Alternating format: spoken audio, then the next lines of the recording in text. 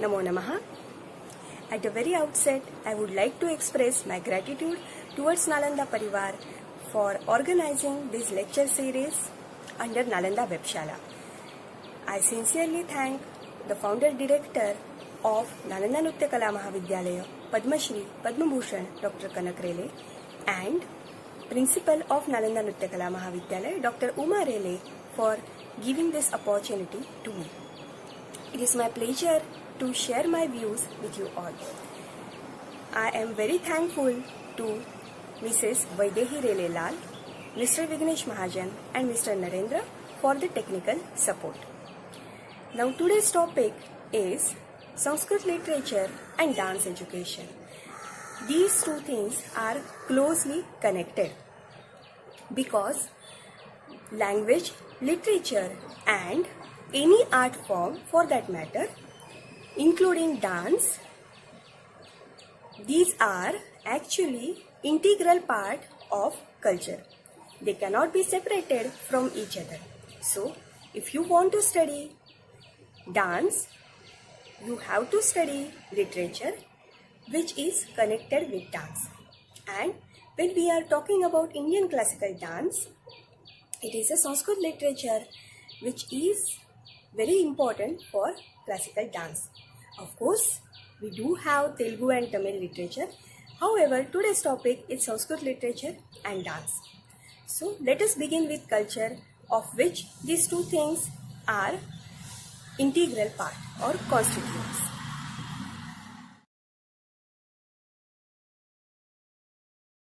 Culture. It is the thing that makes us human being. It is the thing that distinguishes human beings from other animals. Now, by definition, it is the result of human ability to learn from natural as well as unnatural circumstances, and most importantly, passing this knowledge to next generation. So, we understand that culture is a complex concept. Generally speaking, it includes many things, many factors like religion, legal system, beliefs, philosophy, customs, language, literature, and art forms. Now, all these factors constituting culture are influencing each other, and because of that, we cannot study any factor in isolation. Now, education. Education basically is learning from various sources, which enhances or develops human capacities to the fullest. It is a process of transferring knowledge, skills, values, beliefs, and habits of a group of people. It is development of skills. It can be formal as well as informal. Now, if we examine these two concepts, that is culture and education, the notion of learning is common in them. Generally, education aims at acquisition of knowledge, development of general intellectual abilities, and subject-specific skills. Third aim of education is development of motivational values. And in the attainment of these objectives, literature plays important role along with the practical aspect of any subject. Regarding dance, it is always called mother of all arts. It's the most natural art. That is why it is said that dance is an elemental spontaneous force in primitive society. However, in the process of progress, dance becomes important part of ritualistic performances and societal identity. In short, it becomes part and parcel of the culture of society. With special reference to India or Indian dance, classical as well as folk dance has very strong connection with the history, religion, philosophy and mythology. History, religion, philosophy are supportive branches for dance education, whereas mythology serves as source of stories, on which nritya, that is abhinaya items of dance, are based on.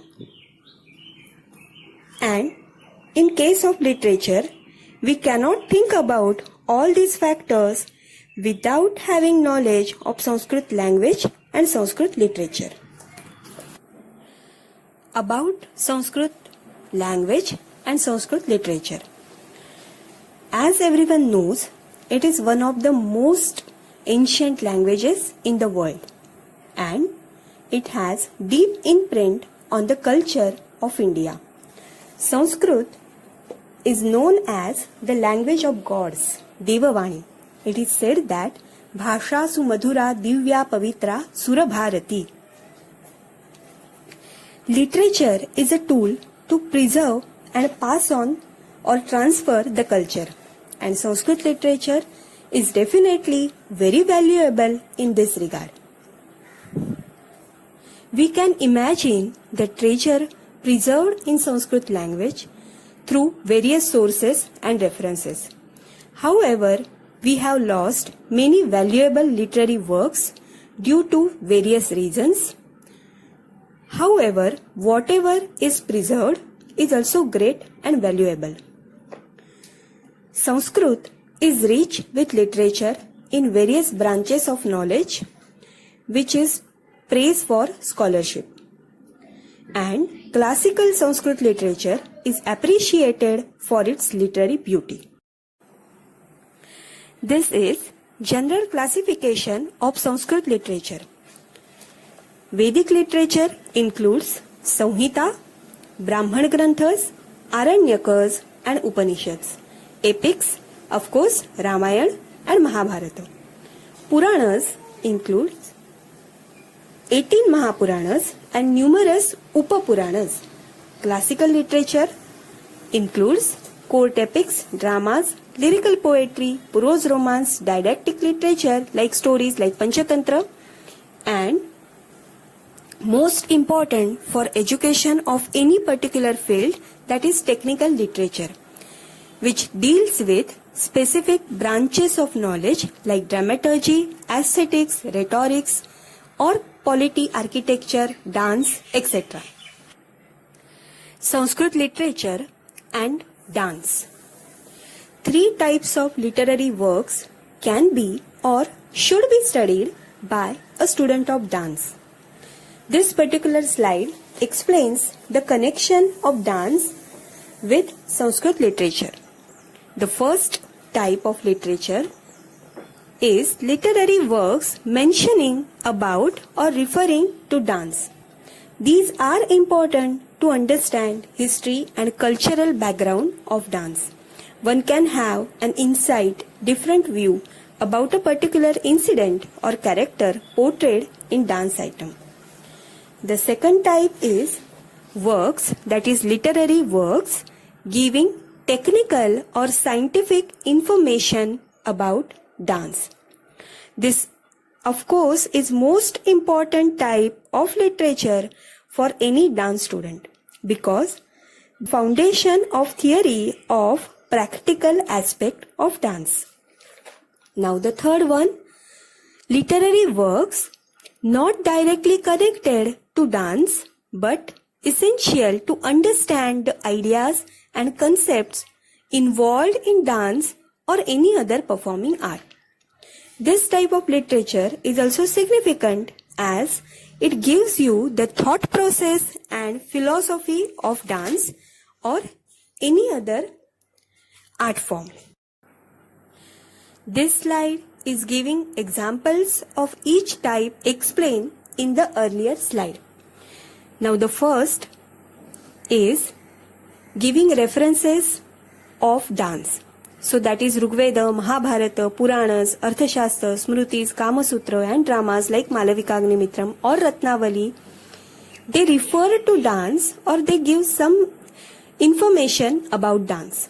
Now the second type, that is technical works about dance, that is Natya Shastra and the commentaries over Natya Shastra, then Sangeeta Ratnakara, then Kohala's work on dance and Dattila and Matanga's works on dance, Now these three works are not available now. However, we can have some knowledge of these works because of references given of these works in other sources. Nritya Ratnavali of Jaya Senapati, then Vishnu Dharmo, some specific chapters of Vishnu Dharmottar Purana, dance is discussed in detail. Then very important, Abhinay Darpana. So these are examples of second type of literature giving technical information about dance.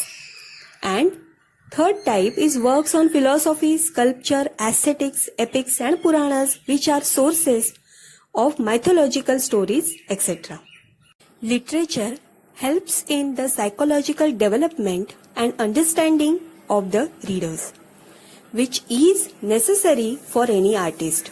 The analysis of literature allows us to understand the cultural circumstances of that particular time period in a better way, which plays an important role in evolution of the art form.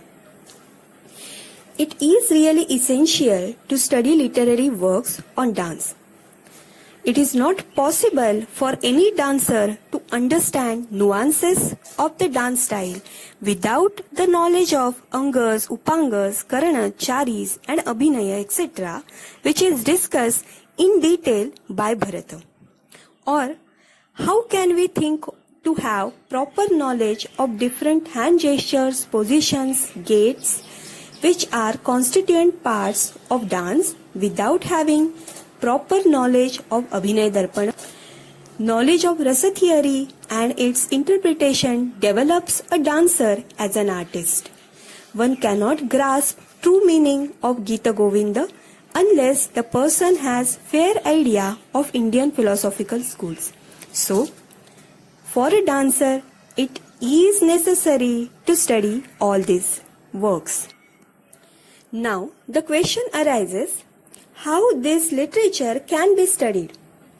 Two methods can be used for this study: direct method and indirect method. Direct method involves the reading and understanding of the original text and analysis of the same. For the purpose of analysis, help of secondary sources can be taken if required.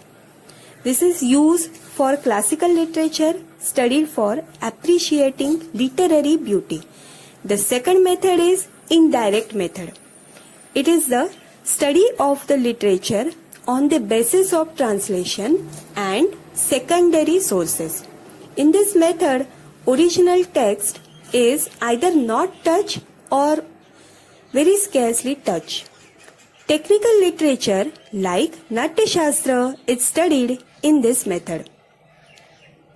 Both the methods have their own benefits. However, study of original text always gives scope for open thinking and more interpretations. Now, why one should study this, or how does it help in the process of becoming a good dancer or a good artist? Knowledge of the literature enables a dancer to understand the dance style more minutely, and this study plays role in the development of dancer or any artist as a human being. It is essential for any artist to become a true human before becoming an artist.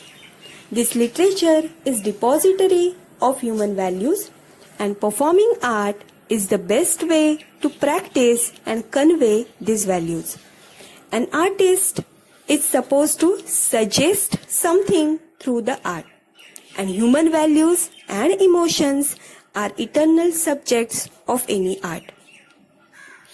Cultural background of any art is very significant in order to present it in its true sense, and this background is well recorded in literature. Now, we will just summarize this discussion. It is quite important and essential to have a brief idea of Sanskrit literature for any student aspiring to learn Indian classical dance or any Indian art for that matter. I must add here that along with Sanskrit literature, it is also necessary to study regional literature pertaining to dance and allied art forms. It is most important to understand culture of which the art in question is a product, because we cannot isolate these two things. It is important to go to the original with the help of secondary sources, as it gives more scope for self-learning and interpretation. And for this, knowledge of language is also important. So, with this, I take leave of you. Once again, I would like to thank Nalanda Parivar for giving this opportunity to me. Now, let us end this discussion with a Sanskrit Aikya Mantra. Let that Advitiya Lord give us strength to fight with this pandemic and inspire us to continue our study.